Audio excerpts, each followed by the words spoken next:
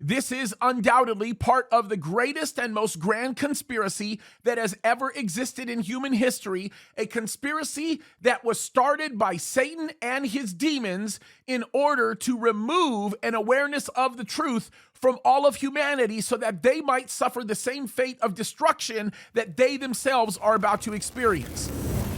Undoubtedly, I have to start this video by exposing a tactic of our enemy, the devil. That's very, very important because none of this video is going to have context or make sense unless I explain one aspect of how the devil works. Look, really simple, okay? The devil wants to eliminate truth at all expense. He wants to destroy any representation of the truth, and he wants to replace it with nothing but lies. That's what he does. And so what he will do in order to do that is destroy individuals who are seeking to bring out the truth while raising up individuals who become Advent liars. And I want you to understand this is what we are seeing in the demonically inspired world in which we live, especially when we have a satanically inspired regime that is in office here in the United States of America that is seeking to destroy its own citizens by the removal of those things that are absolutely true. This is undoubtedly part of the greatest and most grand conspiracy that has ever existed in human history, a conspiracy that was started by Satan and his demons in order to remove an awareness of the truth from all of humanity so that they might suffer the same fate of destruction that they themselves are about to experience. And if you don't believe me, let me go over one news article that actually dispels all of this, that brings this all to the picture. It dispels the lies of the enemy and shows exactly what I'm talking about. Look at this. It says, U.S. intelligence community has new disinformation center. Yes, ladies and gentlemen, let me read this to you. It says the Office of the Director of National Intelligence, that's the ODNI, has stood up a new office to oversee the intelligence community's effort to combat, ready for this? Disinformation and foreign influence campaigns in the United States.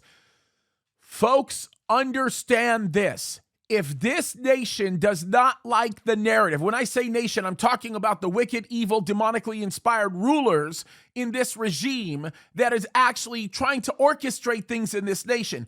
If they don't like the truth that you are speaking, they will, in the name of protecting national security interests and actually calling out a foreign bad actor, they will call it disinformation or misinformation that is being spelled out through the deployment of such a mechanism like this office. Understand that, folks. They are going to accuse you of being a colluder with Russia or China or anyone else that they want to name, and then they will target you to shut your mouth, because when you speak the truth and the truth is against their own interest, when that truth actually goes against the narrative that they are seeking to deploy and bring out into the open, they, in essence, will do anything at all costs and at every expense to shut your mouth. And that is exactly what we are looking at here. We are seeing this happen. And folks, let me just throw out this sort of closing thought or idea, and that is, should this surprise us? It shouldn't.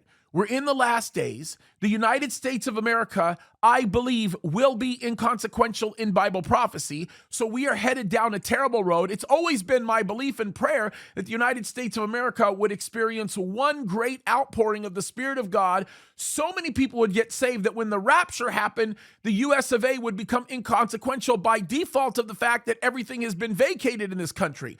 But it doesn't look like it's going that way, because the evil that we have chosen to embrace as a nation is coming back to bite us in the rear, and it's an ugly bite, folks. The reality of it is we shouldn't be surprised. This is the direction we're going in, and we better repent before it's too late. Let me say that again. We better repent before it's too late, because I'm afraid it might very well be already too late.